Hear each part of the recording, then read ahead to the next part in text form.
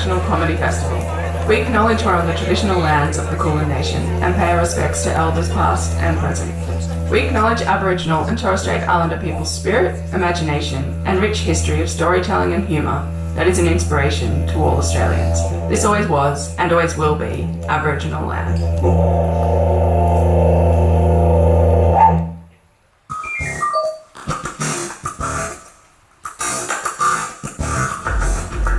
Ladies and gentlemen, the show you've all been waiting for.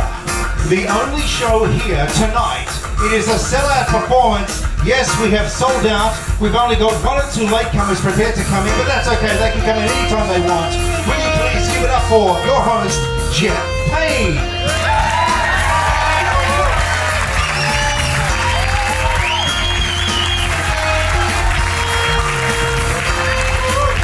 Thank you so much. Welcome to the Laugh Lab. I will be taking cues from my laptop because I haven't learned the whole thing, okay? But that's okay. I've got my cues here, and we hope that the gods of technology will be with us through the whole show. It's true, we're a sellout performance. It's the only show here at the Victoria Hotel. Give yourselves a round of applause. Welcome to the Laughter Lab, brought to you by Behaviour Works Australia. Just a quick show of hands. Who's here because of Behaviour Works Australia? Your connection with this? Yeah, there's quite a few here. Good. Who's here because of Shannon Behaviour Change? Well done at the bar upstairs. We heard you.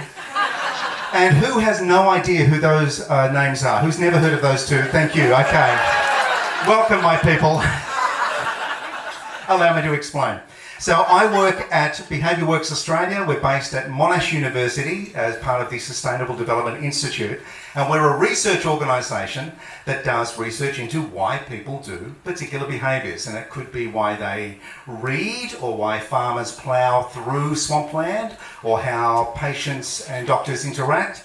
We do the research, and we are commissioned by different organisations to do that, and they look at that behaviour and work out how can they intervene to maybe change that behaviour.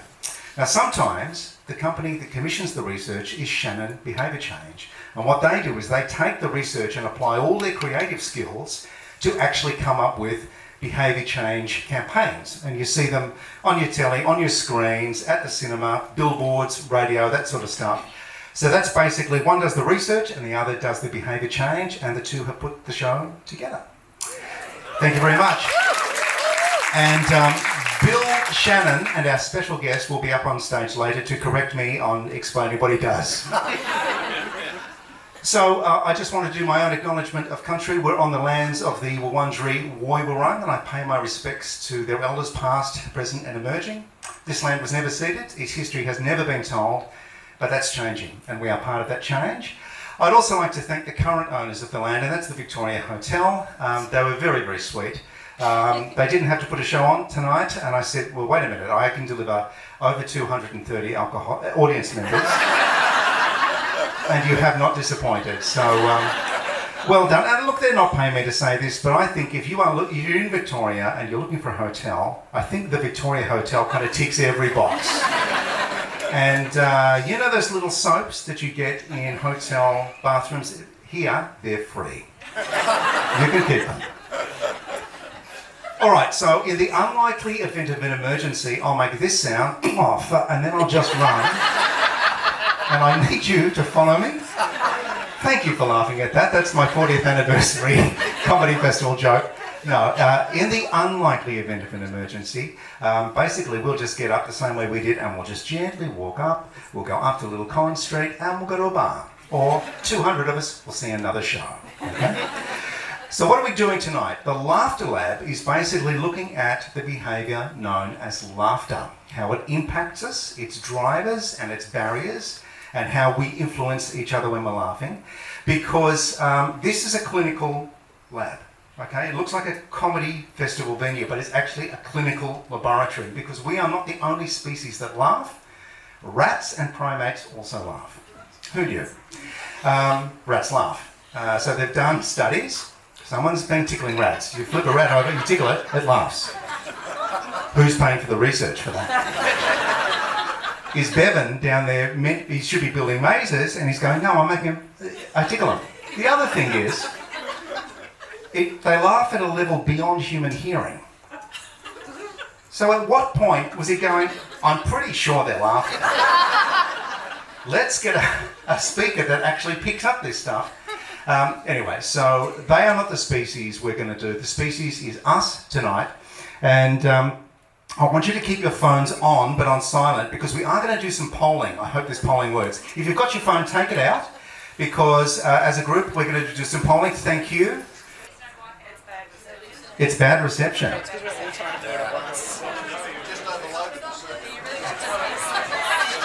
All right. That's the first glitch. Has anyone got reception? Yes. Okay. Let's do a quick poll. Who's got Telstra here? Who's got Vodafone? Who's got Optus and is really angry right now? Okay, here's the first poll question. According to urban myth, because if you look this up, it'll give you the answer, how often do children laugh every day? Okay, so the answer is 300 times. So that's, the actual research said that children smile 300 times, but it's extrapolated to laughing, but the truth is kids laugh a lot.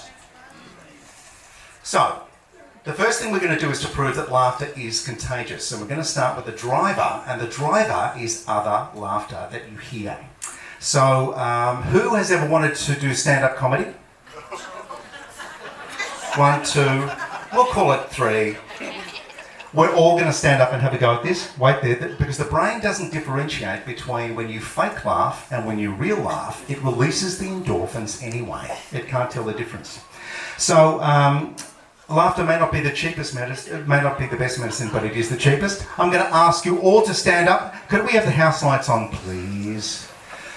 So the first thing we're going to do to loosen up, and I've never done this before, and I assume most of you haven't done this before, is we're going to do a loosening up exercise where you clasp your hands in front of you like this, and you go...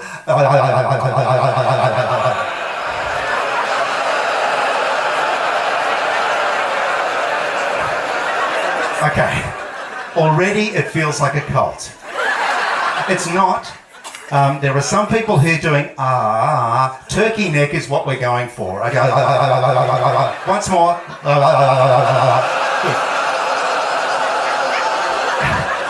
So stay standing. This is how it's going to work.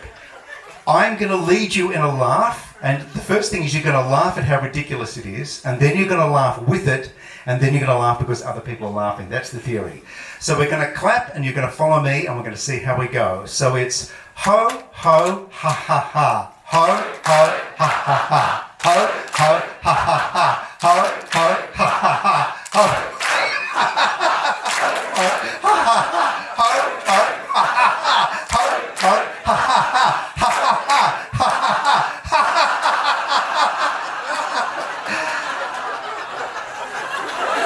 And relax and take a seat. Thank you for the laughter workshop. It does feel weird, and a lot of the laughter comes from seeing and hearing other people laugh. So how does it work that we laugh when we hear other people laughing? I'm going to get a real behavioural scientist to come up on stage and explain. Ladies and gentlemen, would you please welcome Dr. Meg Shaw to the stage.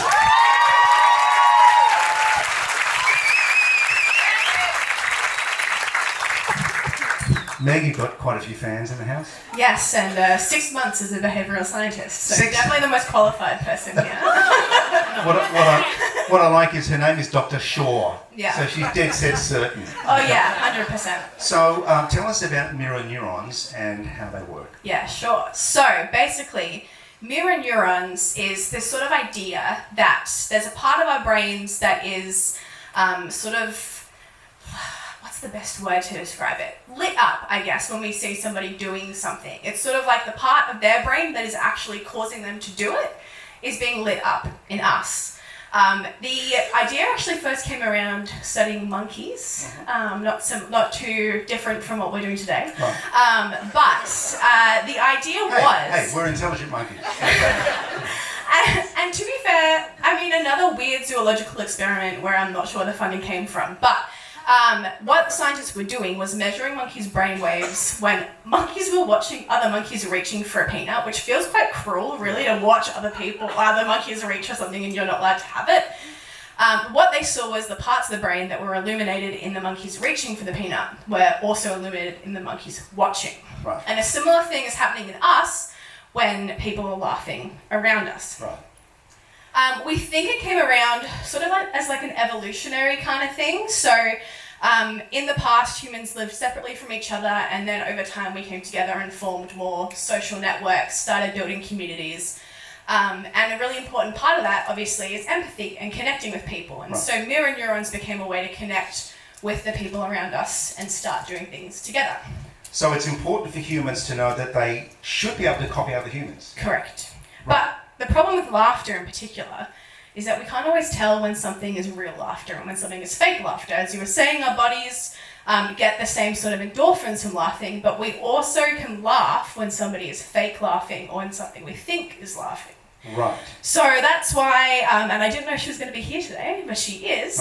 One time my old housemate was laughing hysterically in her bedroom, and I wandered in laughing as well and was like, what's the joke? And she told me her dog had just died. And I looked a bit like a psychopath. Because she wasn't laughing? Because she wasn't laughing, She but was I stopped. thought it was laughing and started laughing myself before I'd even seen what she was actually doing. Right. Well, it's great to know that she's still your friend, or she's stalking you. Yeah, she could be here to heckle me, who knows? So, tell us about the relationship with people, why we laugh more. Yeah, sure. So we're more likely to laugh when we're around other people, which sort of makes sense. You know, if you see a funny cat video on the internet, probably the most laughter you're going to do is like a and then maybe drop your phone on your face if you're uncoordinated like I am. And also, to be fair, if you're laughing hysterically in your bedroom at a funny cat video, that's a little bit unhinged and your neighbours might be calling the police. Right. If you show it to your mum or your brother or, I don't know, some random guy at the train station, it finally becomes like the funniest thing you've ever seen, even if they're not laughing. It's just because you're around other people. Right. Something to keep in mind tonight is if you see us laughing, you're actually more likely to laugh at your own jokes instead of other people's. So we'll ignore that. But if you have a dad or you've ever met a dad, I'm sure you're used to that one. We'll be doing some dad jokes. Oh, yeah.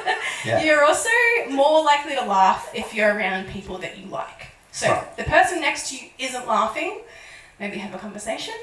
If it's a friend, it might be a bit more difficult of a conversation. And if you're here on a date, maybe double check why you thought this would be a good date idea in the first place. Or they're psychopaths. Or they're psychopaths, and we'll get into more psychopathy later.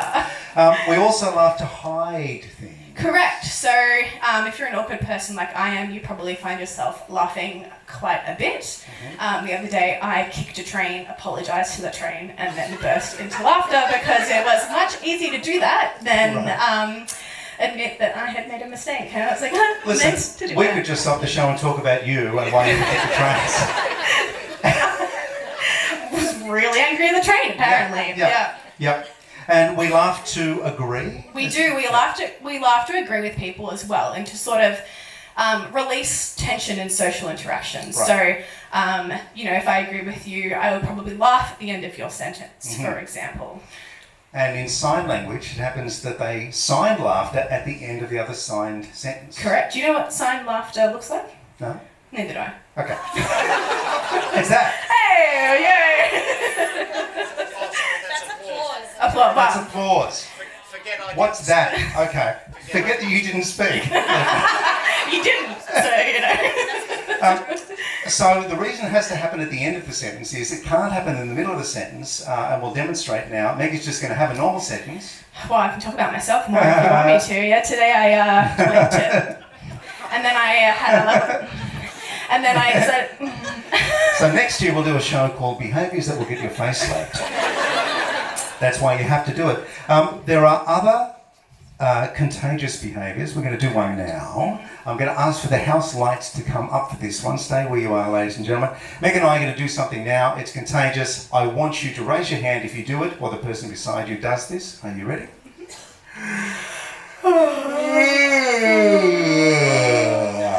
There's one, there's another one, there's another one there. If you did it, hands up. Your mirror neurons are working fine. If you didn't, might be a psychopath. might be a psychopath. Or you weren't paying attention, which is... We'll do a show next year called Might Be a Psychopath. Ladies and gentlemen, will you thank Dr. Meg Shaw? Thank you, Meg.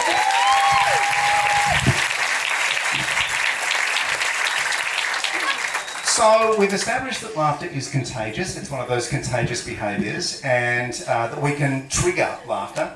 And there are some places that manipulate this, and one of them is TV shows recorded in front of a live audience. And tonight we are being recorded in front of a live audience, so we're going to actually build our own laugh track. Now, the reason that they have to do this is because the show, recorded TV shows, have a live audience there, and they want to generate the feeling that it's funny, and that when you're watching it, you are in the company of other people who find it funny. So warm-ups will come out and they'll work with an audience and they'll get them giggly and ready to laugh, but they'll also do a practice series of laugh tracks. And what they're doing is actually turning the cameras around and filming the audience laughing so that they can edit that in later.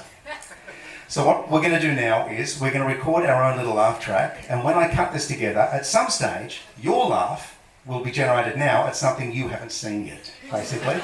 That's how TV works.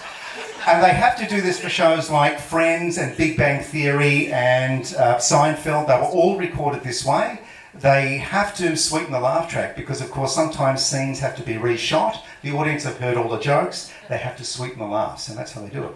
So I am going to ask that the house lights be brought on. I'm going to keep you in your seats, but I'm going to get you to generate laughs. And the first one I want you to do is a light, polite laugh. Not a huge commitment, you're just being nice and polite, okay? I'll give you 1, 2, 3. Wow, that was damning. That wasn't just polite. Okay, maybe a little warmer. Okay, ready? On the camera for 1, 2, 3. Nice, thank you. I want a sudden, explosive laugh. So someone's fallen over tonight, something unexpected has happened. This is a sudden, explosive laugh. Here we go. 1, 2, 3.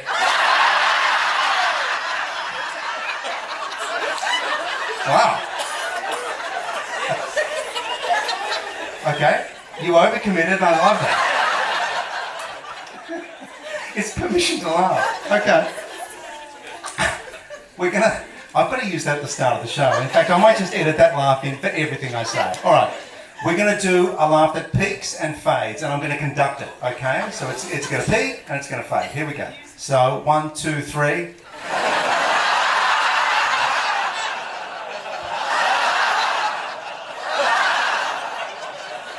Give yourselves a round of applause. Thank you so much.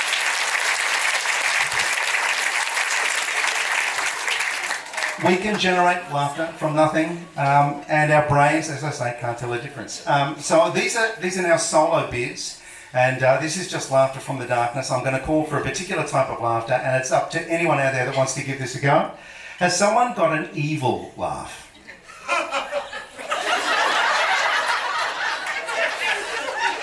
That's pretty good. Has someone got a cackle?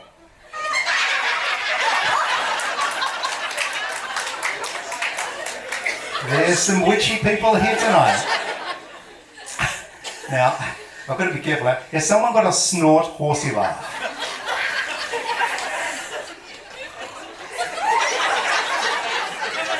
I get the feeling there was one up the back there, and that someone may be cleaning something off the back of their seat. Okay.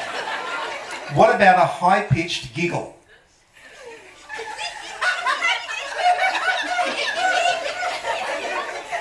There's a large man here who has just given the cutest little giggly laugh ever.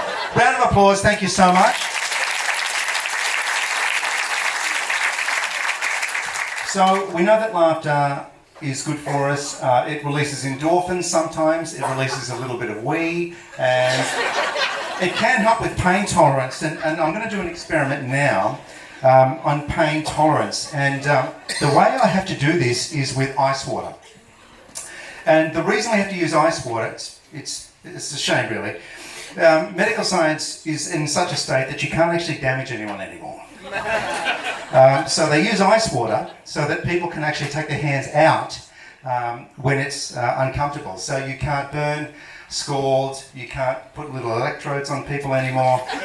You can't. You've got to go through ethics. Ethics.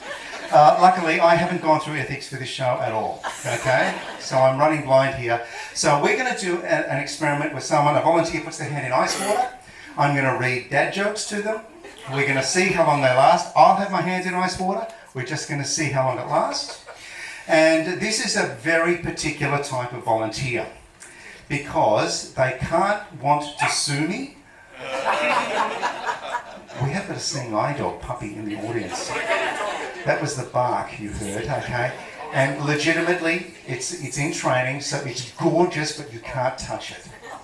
It's basically a puppy teasing. Okay. So, I'm going to get a volunteer to come up. The volunteer can't sue me and needs to have put up with dad jokes his entire life. He's just realised who it is. He did not know I was going to ask him up onto the stage.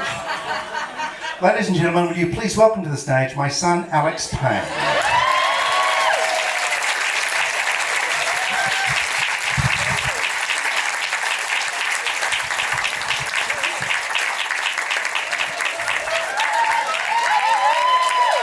Take your time, we've got all night. Alex, welcome. Hello. You made a joke last night about heckling. And instead you get a chance to be up on stage. It was a huge mistake. It was a huge mistake. Okay, so what I want is someone who's got their phone available just to put the timer on, if that's okay, because we just need to time this. When I say go, you and I are going to put our hands into ice water, and I'm going to read dad jokes, and we'll see how long we can last. Okay? And I'm not allowed to sue after this. Well, it would be awkward if you did. Okay. That's okay. Okay, so are we ready for this? Okay, go. I've got a new pen that can write underwater. It can write other words as well.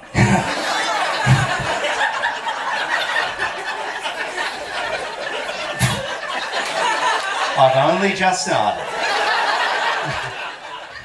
Do you know why I don't like aquariums? Why? Well, there's something fishy about it. Guess who won the neck decorating contest? Who? It was a tie. They're dad jokes. What kind of fish come out at night? I don't know. Starfish. Do you know why I'm not trying the all-almond diet? Because it's just nuts. I'm really annoyed I laughed at that. How's your hand? It's really cold. Is it really cold? Yeah. You don't have to prove anything. You can just withdraw it anytime you like. Medium, Alex. Oh, it's a generational thing now. Some people have difficulty spelling the word icy. I see why. They're meant to get groans. Did you hear about the old man that fell down the water hole? He couldn't see that well.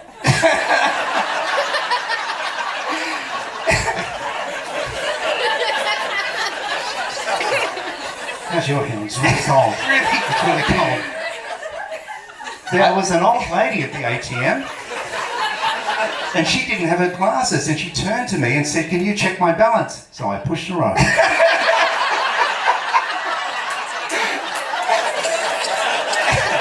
How many more of these you got? How many stormtroopers does it take to change a light bulb? None, they're on the dark side. What does the dad say when you put the car into reverse? Oh, that takes me back. I was going to do a joke about retirement, but it doesn't work anymore. Do you hear about the kidnapping at school? It's fine, he woke up. It's two more. What word becomes shorter when you add two letters to it? Short. Less.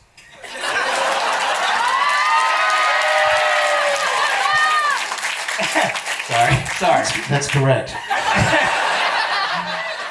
How many apples grow on an apple tree? All of them. I've run out of dad jokes. Will you give a round of applause to Alex? Here you go. Oh, so how'd we go? How long did we? 2 minutes 38. Now, as you can tell, there's a lot of problems with this experiment. Okay? The first problem is we didn't do a control with you without the dad jokes to see how long your hand would last. Right. My guess is the challenge to beat your dad increased, but we don't know, do we? It might have helped. The second thing is we don't know whether finally you just did it to beat your dad or you have this incredible pain threshold. But the other thing about the pain threshold is I had bits of plastic in mine, not ice.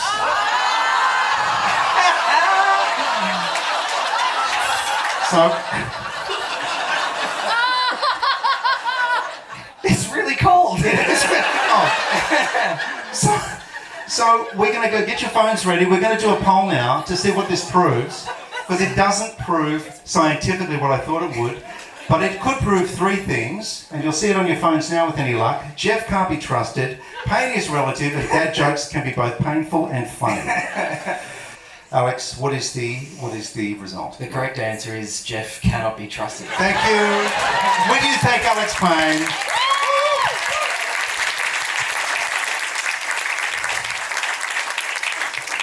You know you can trust me after this. Oh, so satisfying. All right, well, Alex has done a great job. So I'm going to share with you some of the classic theories of why we laugh. And one is the incongruity theory. So if there's a sudden change in expectations or something doesn't pan out, we find it funny. So it could be a sight gag.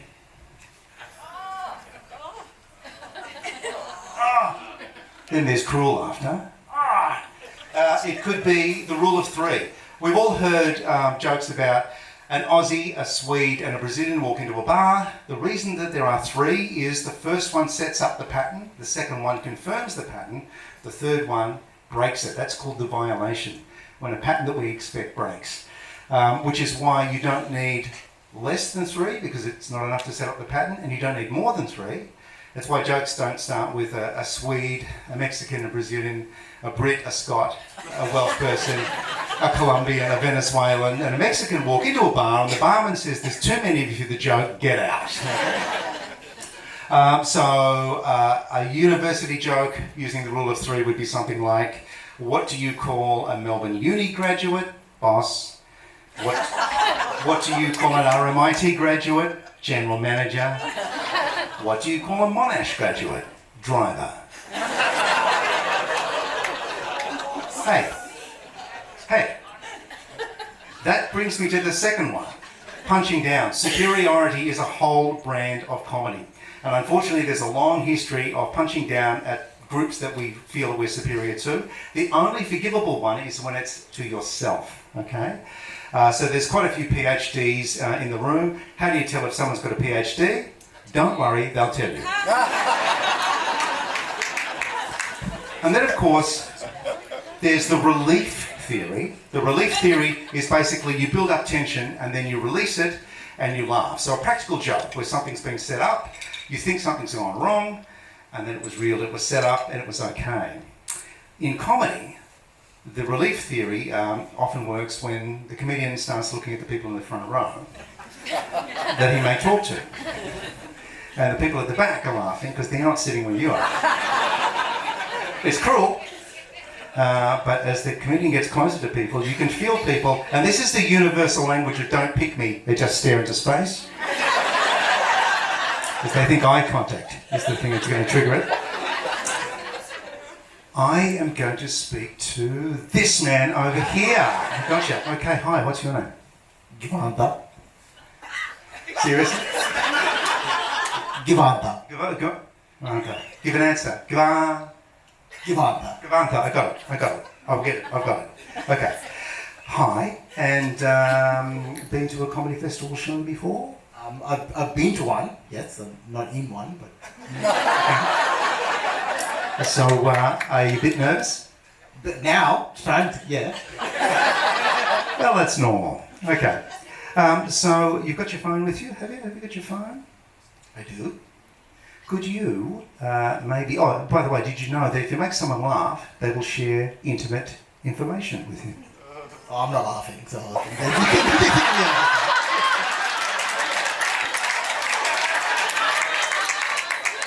Well, I'm going to do it anyway, because I have to. Okay, you've got your phone. What I want you to do is to find the last text that you sent, because I'm going to get you to read it out. The last thing I said, like tonight? Or... Yeah, tonight, the last text that you sent. Oh, there was a collective oh. Like I've invaded someone's privacy. But the microphone gives me omnipotent power to do that, apparently. Okay, have you got one? Okay, what have we got?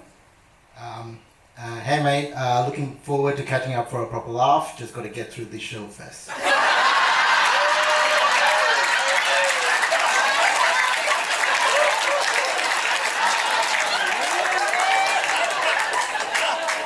You've got to get through this show first before you laugh. You were laughing before.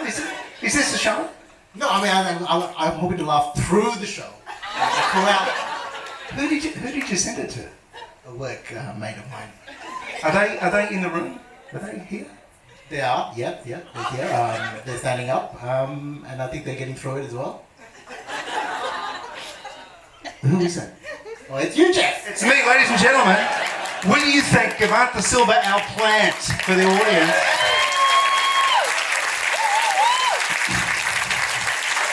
That's the relief theory. Gavanta was our designated plant, and in behavioural science, they use plants sometimes to pretend to be something else to get people to behave in a different manner. They're also called confederates, but I think plant is less weird than calling someone a confederate these days. All right, is there an evolutionary benefit to being able to make someone laugh? We're going to explore that now, and to help us, I'm going to ask Danny Teichenet to make her way to the stage, please. Big round of applause for Danny Teichenet.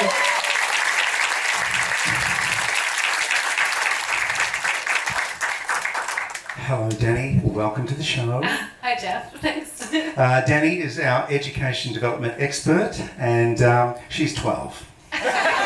She's not. But because I'm older, she looks very, very young. But she's not. She's a highly qualified professional.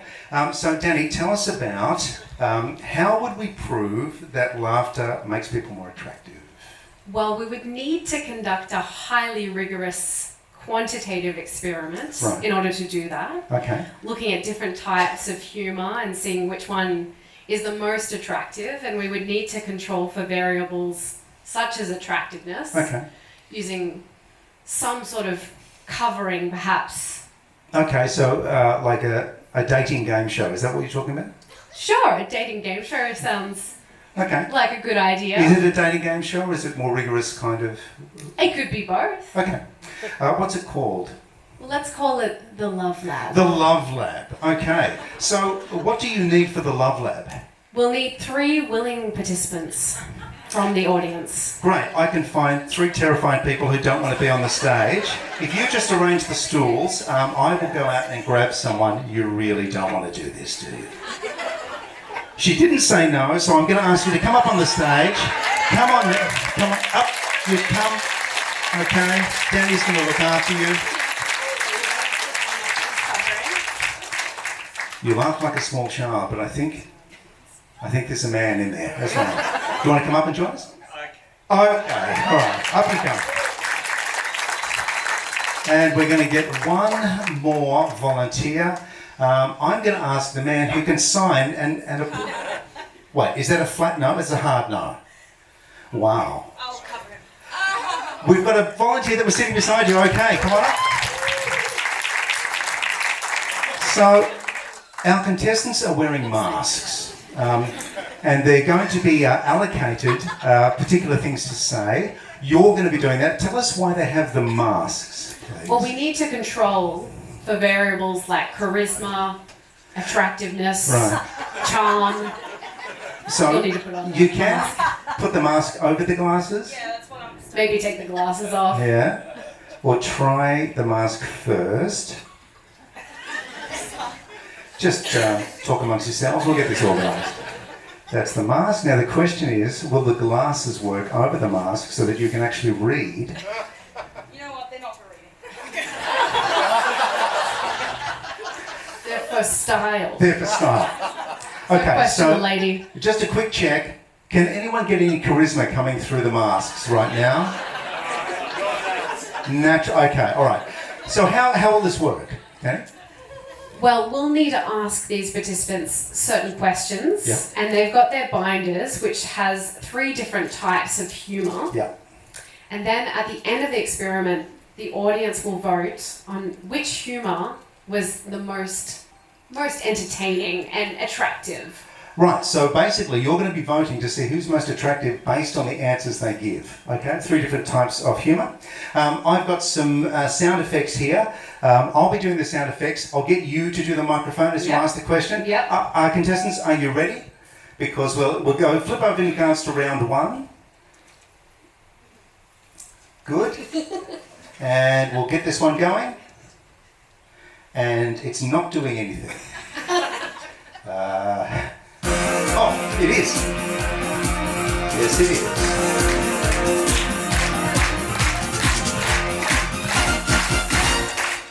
Round 1, question 1.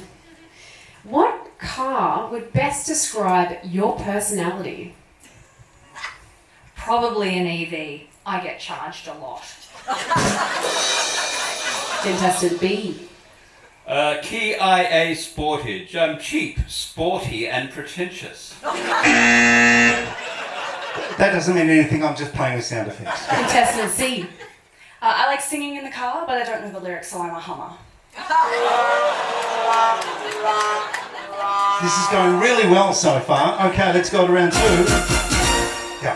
Round 2, question. What nickname would you give yourself? Contestant A.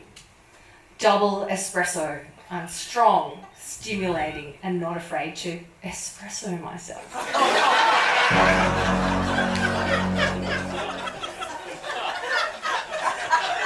Contestant B. iPhone update. I sound important, but I crash most afternoons.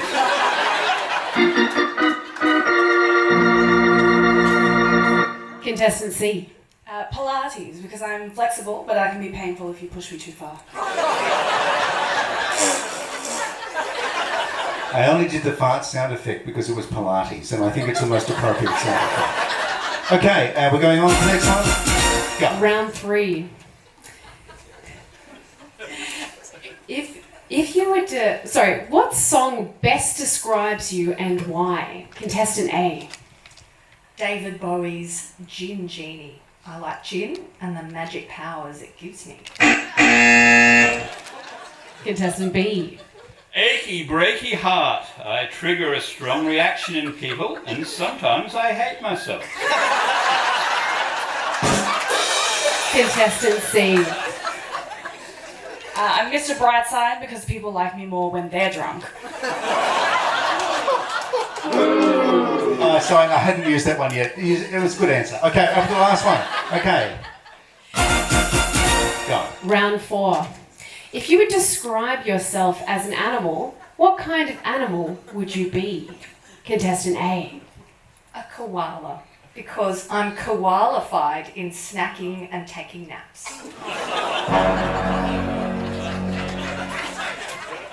Contestant B. A bin chicken. I make dodgy food choices and eat a lot of rubbish.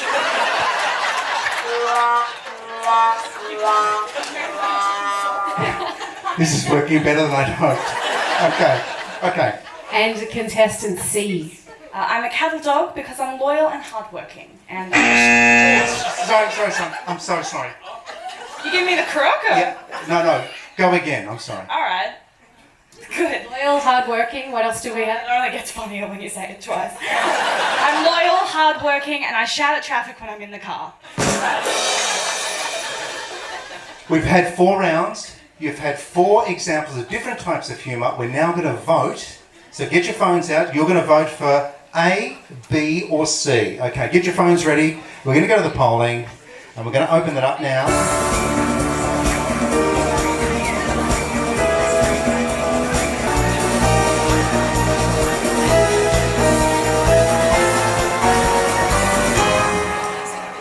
The tribe has spoken. Ladies and gentlemen, the most attractive person is clearly contestant number B. Contestants A and C, thank you so much. You can remove your mask and return to your seats. Give them a round of applause, please, for being such good sport.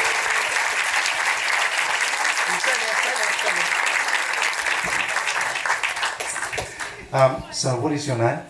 Jeremy's my name. Jeremy, clearly you've won the hearts of the audience here. You're a standout, most attractive, 63%. And do you know what you've won? No idea at the moment. The respect of everyone here. Give a round of applause for Jeremy. He's such a good sport. Thank you so much. And look, I think you should keep the elephant mask as a memento of your special winning of the hearts of the audience, because you deserve it, my friend. Yeah, thank you. Thank you. Danny, what did we prove?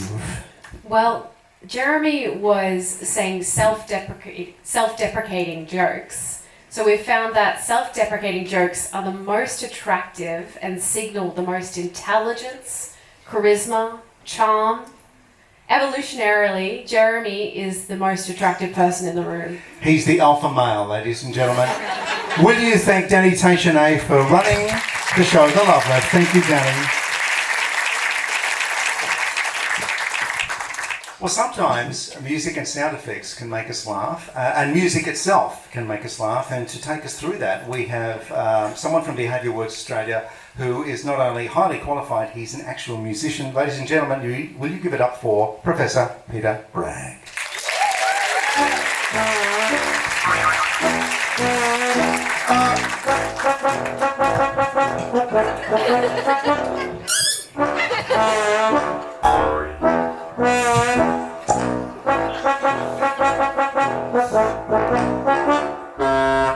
Gets worse every time I hear it. Peter composed that piece of music, and he did the opening music that you heard tonight and a lot of the other music. So a round of applause for Peter Bragg. Thank you very much, Geoff. So Peter, you're a professor. You do a lot of evidence review. Yes. You're a qualified physiotherapist. Yes. And you're also a In the musician. olden days. In Yes. the olden days. Yes. So tell us, why was that music funny? Apart from the fact that it represents 35 years of music training, 15 years of classical piano, there's two reasons. But This is the pinnacle of my music career, is that music. Okay, so the first reason is it had funny sounds in it. And funny sounds take us to the circus. Everyone thinks I'm going to spray you with a flower, Right. or put a pie in your face, Okay. which I think your son wants me to do, but I'm not going to do that. He And will, that's though. called, it's got a special name in research, it's called Mickey Mousing. Oh, right. So you and everyone in the audience have been Mickey Mouse. I see. Okay, and Second reason second reason?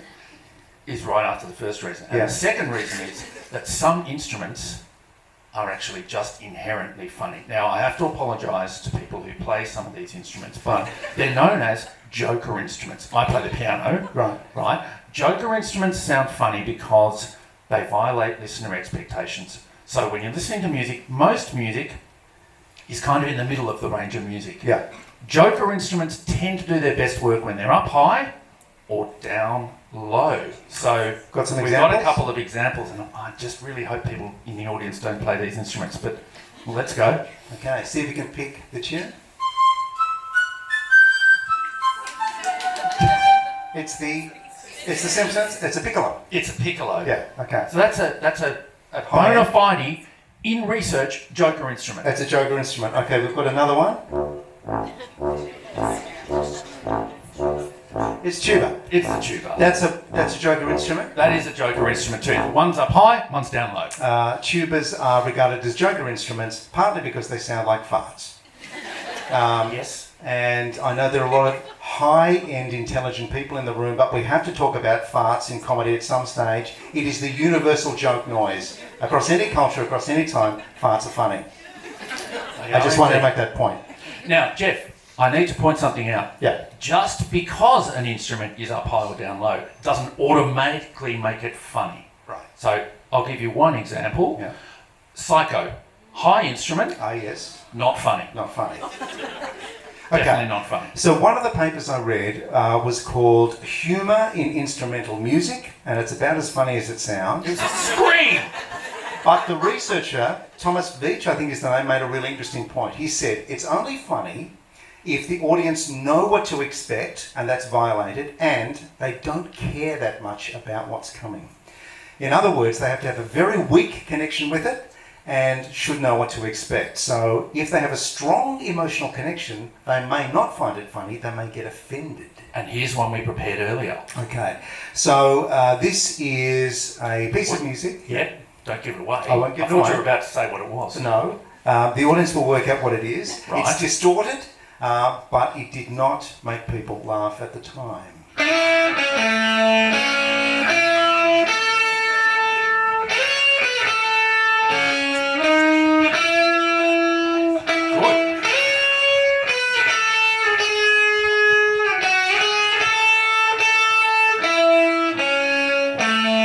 Any takers? Or Jimi Hendrix. Yeah, It's that's Jimi the tune Hendrix is. playing Star Spangled Banner. Particularly not funny at the moment. But go Particularly there not- another time. But also not funny at Woodstock when he played it. I mean, it was a shock to the system. If it's at the height of the Vietnam War, Yes. he played it in lots of gigs between 1967 and 70. There's a whole paper on it. I'll share it with you later. Now, that actually sounded like Hendrix, but in fact, who played it? We couldn't get Jimmy for this, for obvious reasons. That guitarist is my son, Lucas William Bragg, making his music debut here at the Comedy Festival. Where are you, Lucas? Stand up. We haven't got the lights on him, but he's over there. He's a little bit shy. There he is. Stand up. No, okay. Very modest. So tonight is obviously about getting people's sons up and crushing them for life, Yeah. or celebrating them. Yeah, exactly.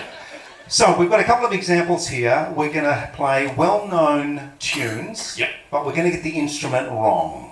Okay? Okay. Okay. 2 examples. Let's go.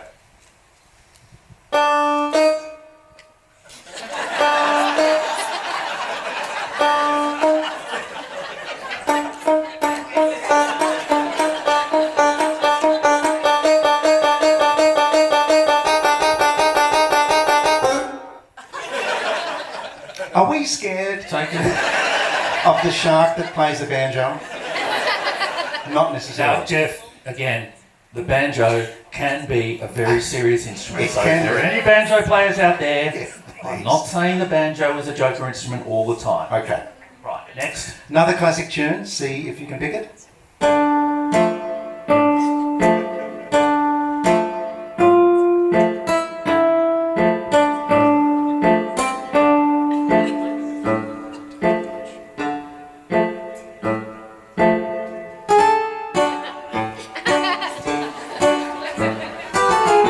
You just can't not do it when you've got a flamenco guitar. Anyone know what that tune is?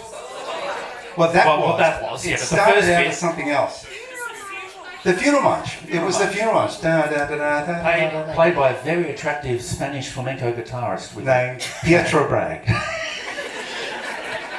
Right. Now, solemn ceremonies, weddings and funerals, often have music associated with them. And what we're going to do now is to show that sometimes you can change the mood the wrong way. We're going to finish off with a quick wedding ceremony. You get to choose the wrong song. You have 3 choices. Get your phones out. It's either wrong lyrics, wrong mood, or just plain wrong. And we're going to act out the wrong song at a wedding. I'd just like to point out that we are both married, Geoff, so we're not technically marrying each other. Not that there's anything wrong with that. I mean, it's 2025. I can marry Geoff if I wanted to. If I really wanted to, I could. Okay, the polls are open. We're getting We've got a bolter. I think we have just It's the plain one I wrong. wanted it to be too, Geoff. I don't know whether people thought the rule of 3 was a joke and that they'd gone for the third option. This is just plain wrong. Okay, so I'm the groom, right? Yes. I've got my ring off. Yeah. Get ready.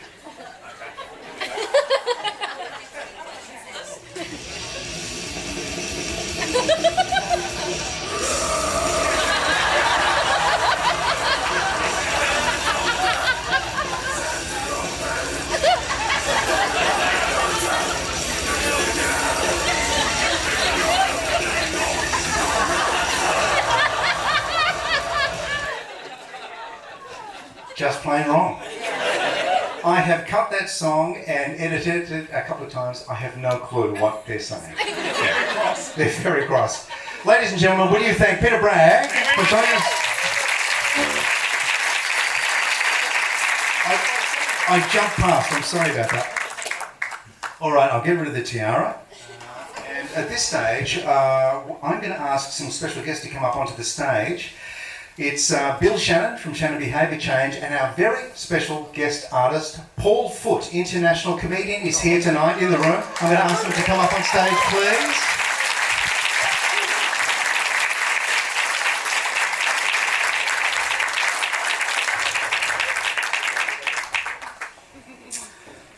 Hello, Bill.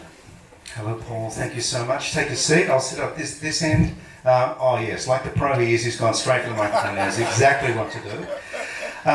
You'll have to share the love and the microphone. Yes, I'd just like to say, I like the way that Peter there pointed out that the two of you were married separately and that you weren't in a relationship, in case people thought, oh, they're just at a pretend scene of a wedding, in case people thought you were a gay couple. And then he had to say, of course, there's nothing wrong with that, nothing wrong with that. We could get married if we wanted to. Nothing, you only just legalised it about 5 years ago. Well, that's true. I was going to say our wives are in the audience, but I think they would disown us at this point. All right. Oh, yes, so you had to do it again. Just to point out, we've got wives. Yes, wives. Just to make it clear, we are married, but it's not to men. It's not to men. Wives. Just making it clear. Just making it absolutely clear.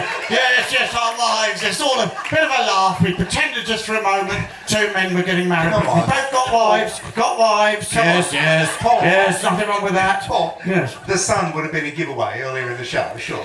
Oh yes, I got a son, yeah, once had sex with a woman, yeah, got it, yeah, I've done it with a woman, yeah, I did it once, at least once I did it with a woman, yeah, heterosexual, yeah, maybe done a few things since then, experimented with a few things, but at one stage, I had sex with a woman, yeah, heterosexual, it's good enough for me, yeah, oh, here's Peter coming on. Oh, he's got a wife as well. Yeah. We love socialising with each other's wives. Oh, super.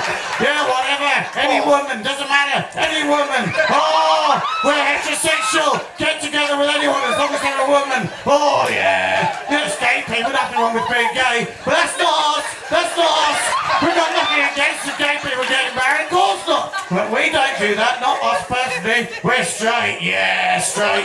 Yeah, got a rock wife. Yeah. Got a son. He's straight as well. Yeah, he's straight as well. Like father, like son. Yeah. Got a straight son. Yeah. Help me. Anyway, I didn't mean to hog the show there. Just making just an introductory remark.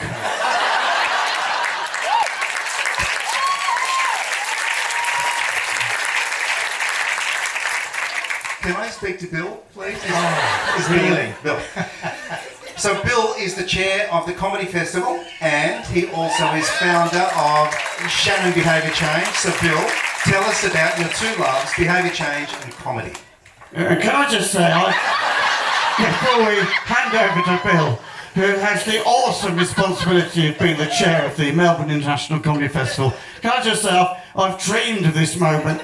All the years I've been doing comedy, but finally I've come home doing what I wanted to do, sitting with the actual chair of the Melbourne Comedy Festival in this and learning. You know, I've done comedy for 28 years, making people laugh on stage, but never before have I had it really analysed in such a rigorous, intellectually watertight way as tonight. It's absolutely incredible.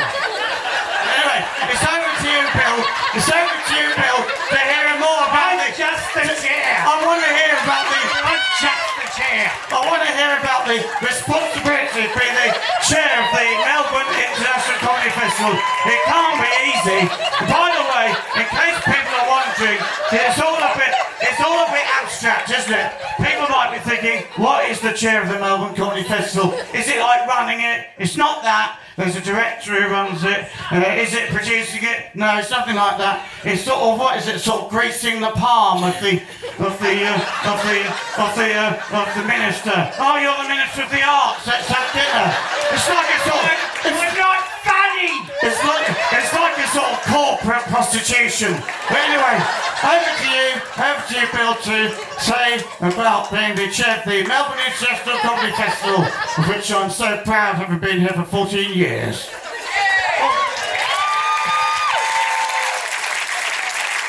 What was the question? must think I'm stupid if you think I'm going to answer a serious question. A lot of comedians ask me, including Paul, what does it take to be the chair of the Melbourne International Comedy Festival? And I simply say to them, I'm not funny. They think that's funny. I've never asked you. I've never shown any interest at all.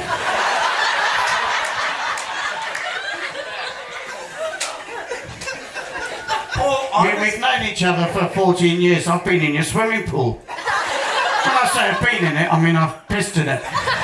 This morning. I'm scared to ask any more questions, to be honest. Did you want to talk about behaviour change, Paul? Do I want to talk about behaviour change? Of course I do. I've dreamed of this moment when I can finally talk about behaviour change. Oh, yeah. Well, it's... We do a podcast together. Can you imagine how much I get to say? We do a podcast together. We've done it. We've done 4 episodes so far, and you withdrew after the 3rd episode.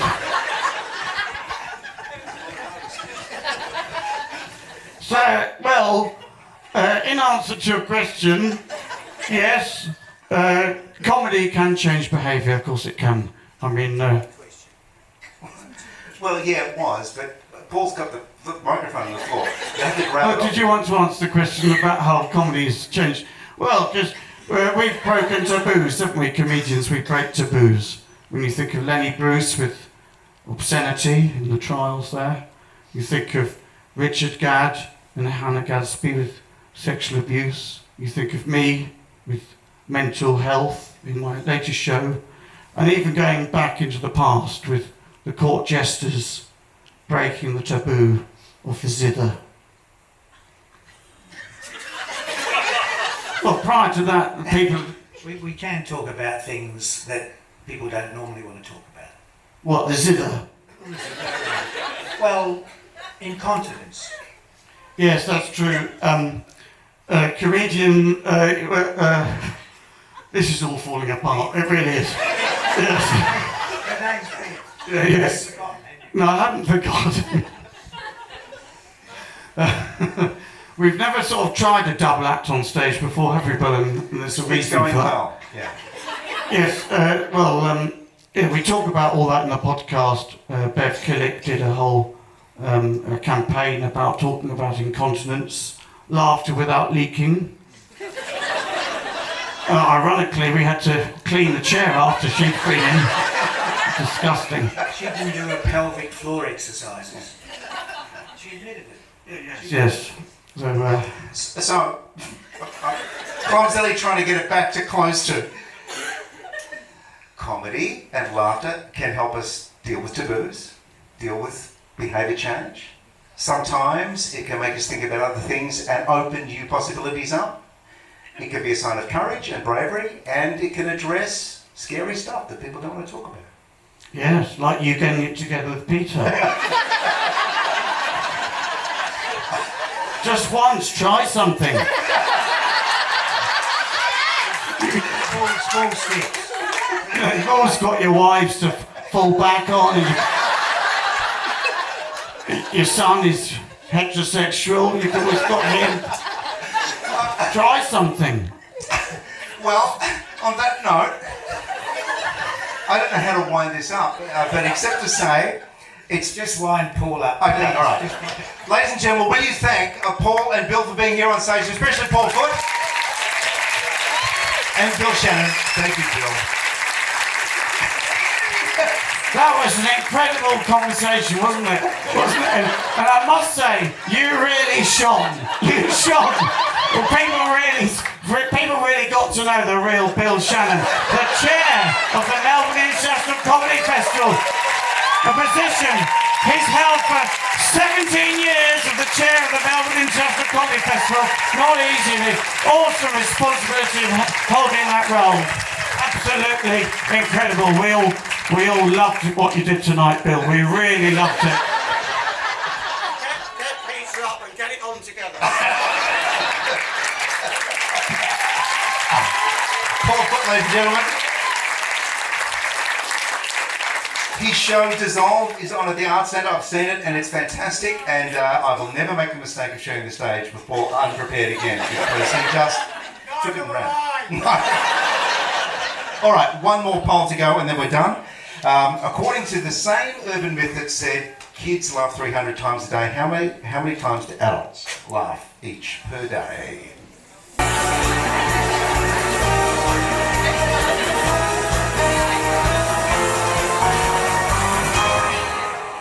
The votes are in.